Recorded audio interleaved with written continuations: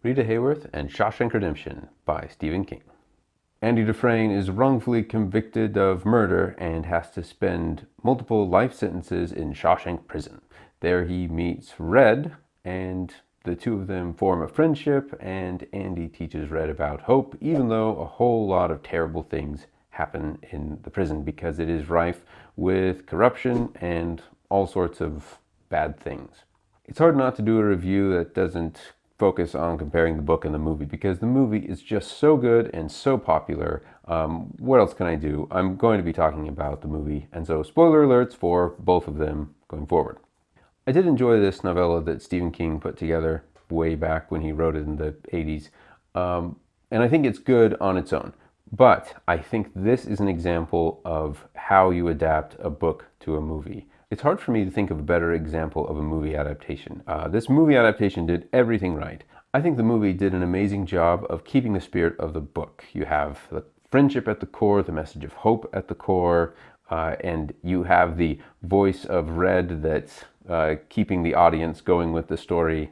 He does it seamlessly between the book and the movie. He really captures it. Then the movie went a step further and improved on the book by increasing the stakes at various points.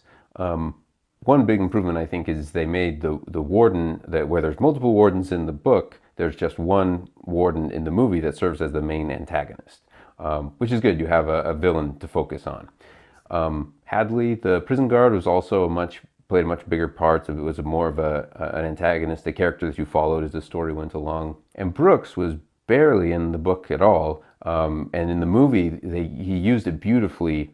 Brooks is the example of the loss of hope, and what prison does to a person when they're in the system for so long. It also upped the stakes with the Tommy character, the young guy who comes in and has information about who really killed the people that Andy Dufresne is convicted of killing. In the book, Tommy is just transferred away to some other prison because the ward set it up that way, and in the movie, the warden actually gets him killed. So it's a lot more dramatic. You really feel it. Then, of course, there are the things that the movie has that the book just can't have. The cinematography, the great music by Thomas Newman, the acting subtleties, the actors were all just great, and you get solid performances there. As a fan of the movie, it is really fun to read this book because a lot of the scenes from the movie are lifted right out of the book, and sometimes, word for word, he's quoting what Stephen King wrote in the book.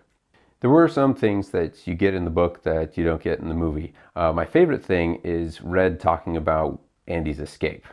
In the book, Andy has the tunnel dug and he can get out, but he doesn't actually act on it for 8 years because he doesn't know what's going to happen. He doesn't want to blow his chance of getting out if something goes wrong. He wants to think about what he's going to do after he gets to the end of the really long 500-yard sewer pipe, where he's going to go, what he's going to do with his clothes, and all these questions you had to ask yourself. And then Red talks about how he's probably just scared because what if, when he decides he's finally going to break through and crawl to the end of this really long sewer line, that there's like this hard metal grate? Like, he's stuck. It's over.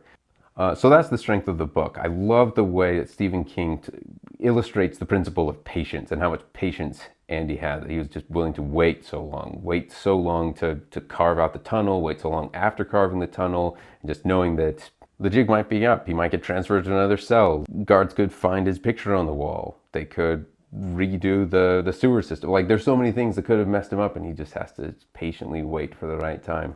What's kind of funny about the differences between the movie and the book, in the book, Andy is really small, and Red is an Irish American, and so you don't really picture a black guy, and in the movie, Tim Robbins is really tall. So it's kind of different, but it's hard for me to picture anyone else at this point.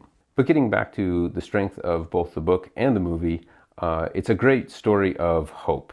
Like, no matter what terrible things are happening to you, you still have the ability to be in control of yourself. You can still make decisions. You can still not, look down and just be mad at the world. Like, you can still look up and hope that you'll get out of whatever trouble you're in.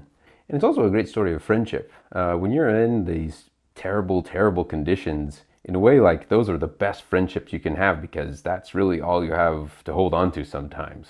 And so in a way, like, that bond is the strongest because you're in such an awful situation. Anyway, I love the book. I thought it was a great short read. And if you're a big fan of the movie like I am, I can especially recommend this little novella. I'm going to give it 4 stars.